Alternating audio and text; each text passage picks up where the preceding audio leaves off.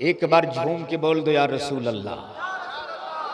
मैंने कुरान मुकद्दस की एक आयत करीमा तिलावत की, इन्नद्दीन इंदल्लाहिल इस्लाम, बेशक तमाम दीनों से बेहतर अल्लाह के नजदीक मजहब इस्लाम है। बोलो सुभान अल्लाह। और मजहब इस्लाम ही एक ऐसा धर्म है जो कहीं भी किसी से भी कोई भेदभाव का दर्शन नहीं देता। इस्लाम ही एक ऐसा धर्म है जहां नफरत का जवाब नफरत से नहीं, नफरत का जवाब मोहब्बत से देना सिखाया है।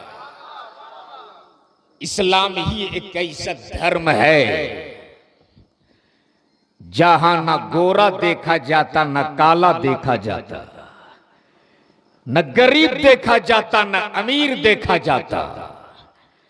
आपने देखा होगा जिस सफ में जमाने का सुल्तान खड़ा है, उसी सफ में आपको एक भिखमंगा भी मिल जाए।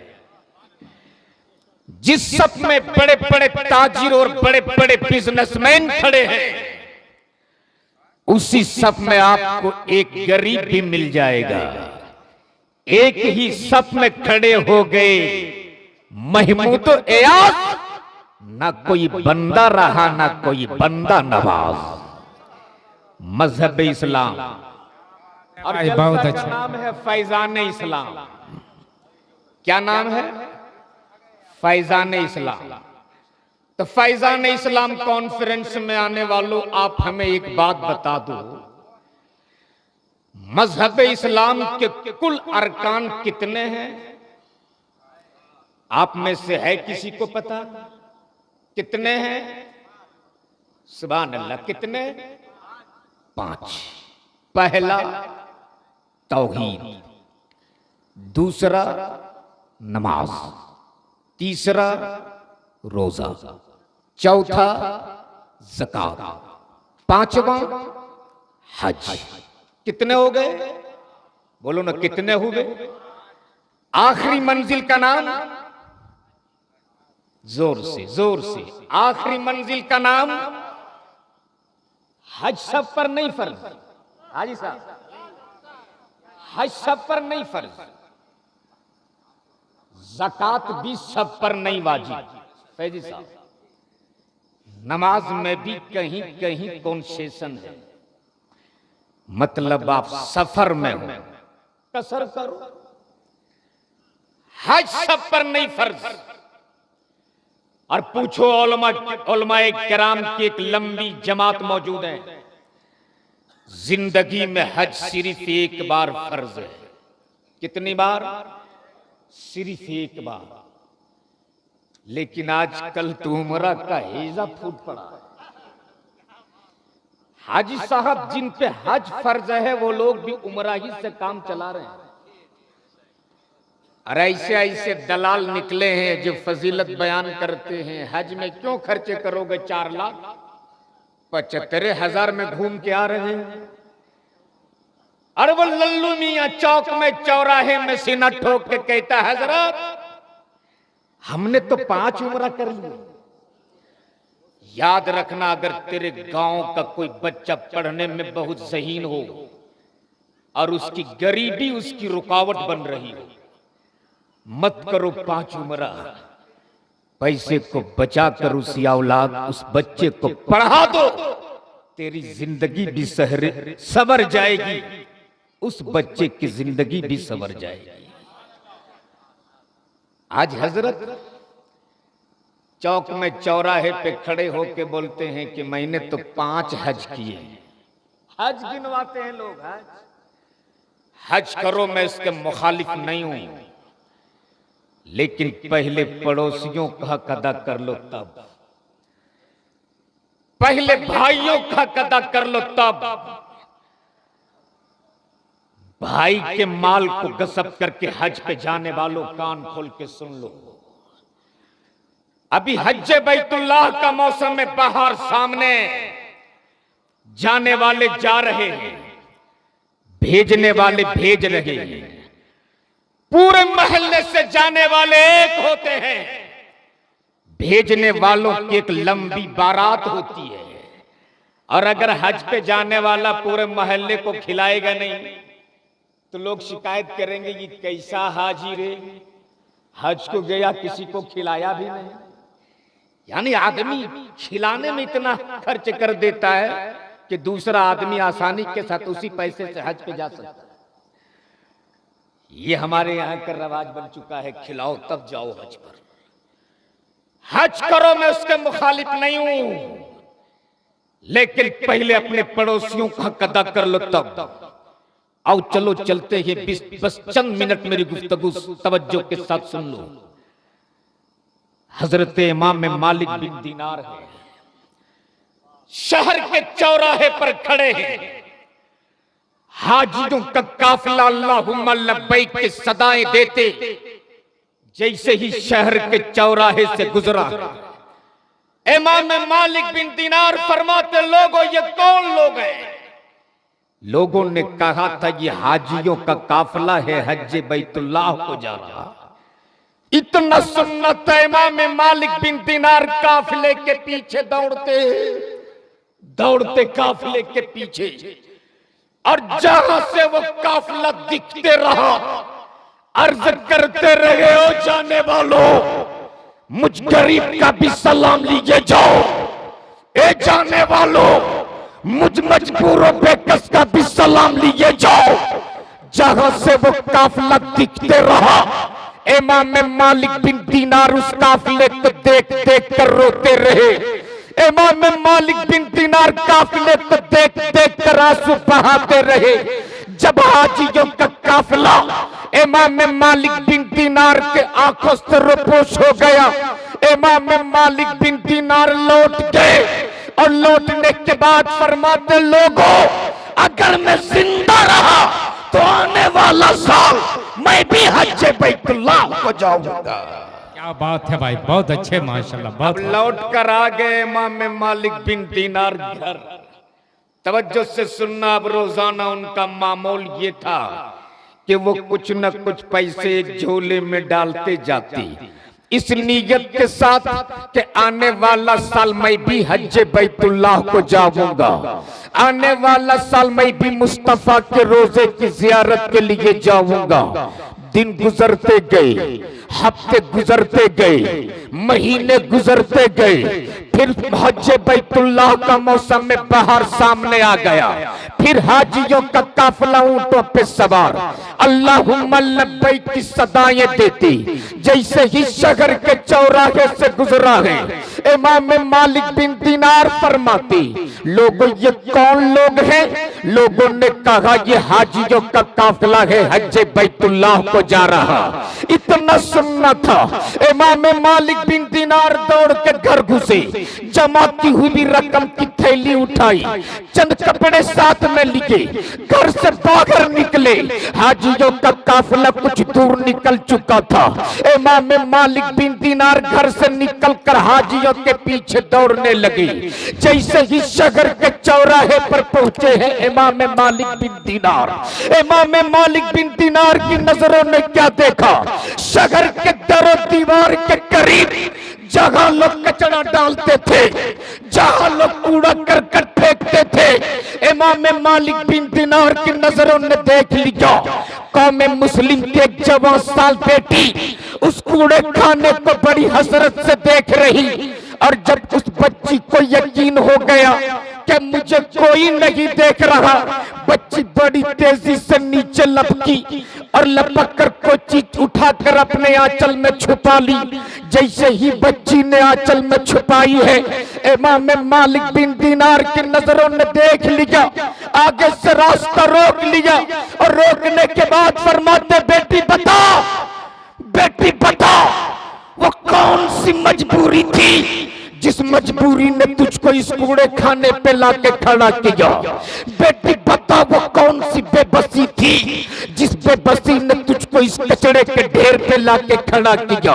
कौम मुस्लिम की वो बच्ची आवाज देती, इमाम मालिक बिन दीनार अब मेरा रास्ता रोक के क्यों खड़े हैं?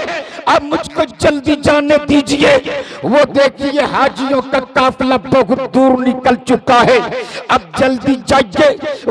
आप काफिले से छूट जाएंगे। इमाम मालिक बिन दीनार ने कहा था, बेटी मैंने तुझको बेटी कहा है बेटी, जब तक तू बताएगी नहीं मालिक बिन दीनार का कदम एक बाल बराबर भी आगे नहीं बढ़ेगा। तुझको बताना होगा, तुझको बताना होगा।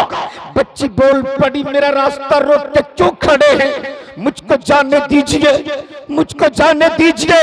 इतने में बच्ची के हाथ से आंचल छूट गया। जैसे ही बच्ची के हाथ से आंचल छूटा है, मुर्गी का एक मरा हुआ बच्चा जमीन पर गिरा। जैसे ही मुर्गी का मरा हुआ बच्चा जमीन पर गिरा, इमाम मालिक बिन दीनार ने कहा था, बेटी ये मुर्दार है, मुर्दार। और नबी की शरीयत में मुर्दार का खाना हराम, नबी की शरीयत में मुर्दार का खाना हराम। इतना सुनना था, उस बच्ची की आंखें बरसने लगी, बच्ची फूट फूट कर रोने लगी और हिचकियां ले लेके बोल पड़ी, ए इमाम मालिक बिन दीनार, मैं किसी जाहिल की औलाद नहीं, मैं एक आलिम की औलाद हूं, एक आलिम की। ये मसला मैं भी जानती हूँ, लेकिन क्या करूं, बरसों पहले मेरा बाप का साया सर से उठ चुका, मेरी माँ कुछ दिन पहले दागे यतीमी दे चुकी, मेरा एक भाई भूख की शिद्दत से एड़ियां रगड़ रगड़ के दम तोड़ चुका है, मेरा दूसरा भाई भी जिंदगी और मौत की लड़ाई लड़ रहा। मेरे उस दम तोड़ते हुए भाई की जान बचाने के लिए ये मुर्गी का मरा हुआ बच्चा खाना हलाल है, ये मुर्गी का मरा हुआ बच्चा खाना जायज है। इतना सुनना था, इमाम मालिक बिन दीनार के पास जितने पैसे थे बच्ची के आंचल में डाल दिए और फिर उसी चौराहे पर खड़े हो गए जहां से हाजियों का काफिला देखते रहे, देख देख कर आंसू बहाते रहे, हाजियों का काफिला देखते रहे, देख देख के हिचकियां लेते रहे। इधर पूरी दुनिया के अल्लाह के बंदे खाने काबा के चारों तरफ खड़े अपने अपने गुनाहों की मगफिरत की भीख मांगते। ए परवरदिगार, मैंने जो दिन के उजाले में किया उसे माफ कर दे, मैंने जो रात की तारीफ की में किया उसे माफ कर दे, मैंने जो मजमे में किया उसे माफ कर दे, मैंने जो तन्हाई में किया उसे माफ कर दे।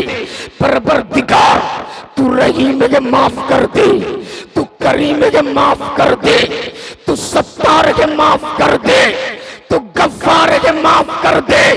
इतने में अल्लाह का एक बंदा मुराकबे में आता और अर्ज करता, ए परवरदिगार, तेरे बंदे रुकू में रोए, तेरे बंदे सजदे में रोए, तेरे बंदे कयाम में रोए, तेरे बंदे सलाम में रोए, तेरे बंदे सफा में रोए, तेरे बंदे मरवा में रोए, तेरे बंदे मुस्तल्फा में रोए, तेरे बंदे अरफात में रोए, तेरे बंदे खाने काबा के गिलाफ को पकड़ पकड़ के रोए। ए परवरदिगार, ये जितने रो रहे हैं, इन रोने वालों में तूने कितनों का हज कबूल किया, कितनों का हज कबूल नहीं किया।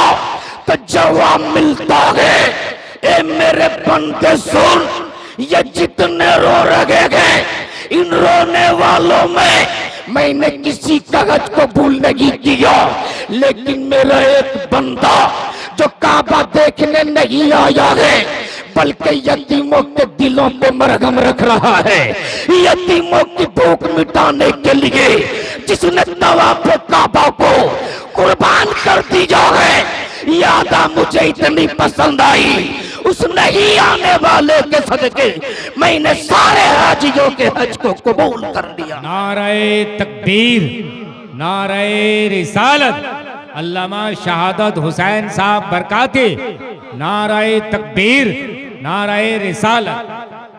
फैजान इस्लाम कॉन्फ्रेंस में आने वालों, इस्लाम के कुल अरकान है 5, याद रहेगा ना सबको? क्या क्या है? पहला तौहीद, दूसरा नमाज, तीसरा रोजा, चौथा ज़कात, पांचवा जोर से पांचवा हज। हज यानी आपके पास इतनी दौलत हो कि हज बैतुल्लाह को आप जाएं और आसानी के साथ फिर वापस आ जाएं। इस बीच आपकी औलादें किसी के मोहताज ना हो। आज की डेट में ऐसे आदमी पे हज फर्ज है।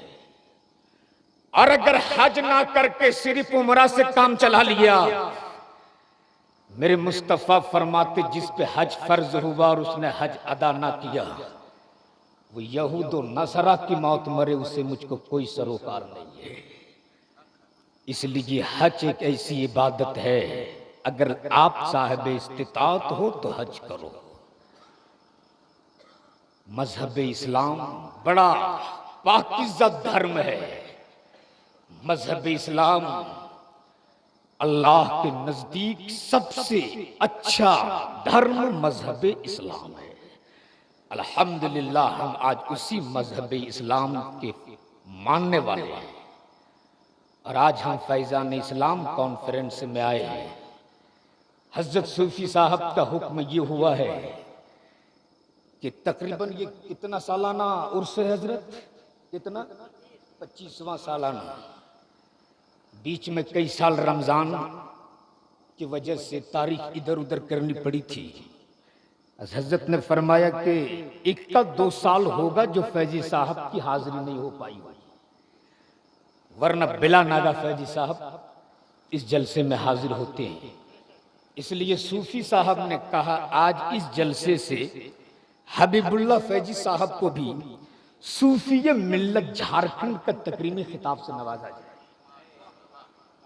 क्या? सूफी मिल्लत, सूफी मिल्लत। सूफी साहब ने फरमाया फैजी साहब को सूफी मिल्लत के खिताब से अब नवाजा जाए तो इंशाअल्लाह। और हैं भी अल्हम्दुलिल्लाह, हैं भी मदीना शरीफ में, मक्का शरीफ में। अल्हम्दुलिल्लाह तहदीद से नेमत के तौर पे बोल रहा हूं कि मैं हाजी साहब के साथ साथ था। और बड़ी खुशी की बात तो ये कि फिरोज राहत भाई, हम लोग तकरीबन 3:30-4 बजे के बीच सैयदुश्शुहदा अमीर हमजा रज़ी अल्लाह तआला अन्हु के मज़ार शरीफ के करीब पहुंचे थे। उस वक्त पाकिस्तानी लोग अपनी महफिल को खत्म करके सलातो सलाम पढ़ रहे थे। उसी बीच हम लोगों की हाजिरी हो गई। तो उन पाकिस्तानियों ने जब देखा फैजी साहब को तो इनसे कहा कि कुछ कलाम पढ़ दीजिए। वक्त नहीं था तो मैंने कहा कलाम नहीं फैजी साहब, सलाम पढ़ देंगे। और सलाम से पहले इन्होंने कलाम पढ़ा था और हल्की हल्की बारिश हो रही थी सखाफी साहब, और हजरत पढ़ रहे थे रहता है यहाँ मौसम में बरसात हमेशा। अगला शेर क्या था? दरियाए सखावत है चढ़ा मांग, अरे मांग। फैजी साहब को पाकिस्तानी लोगों ने कहा एक कलाम पढ़िए तो इन्होंने पढ़ा था कि रहता है यहाँ मौसम में बरसात हमेशा, हल्की हल्की बूंदा बूंदी बारिश हो रही थी। दरियाए सखावत है चढ़ा मांग, अरे मांग। इस कलाम के बाद मुस्तफ़ा जाने रहमत सलातो सलाम से महफिल का इख्तिताम हुआ। तब कुछ पाकिस्तानियों ने कहा था हजरत आप कराची कब कराची के लिए तारीख दे रहे हैं? तो फैजी साहब का जुमला था पहले रांची जाऊंगा बाद में कराची सोचूंगा। तो बस दुआ करते हैं कि दोनों देश का फिर ऐसा मामला हो जाए कि कराची में भी फैजी साहब नात पढ़ें।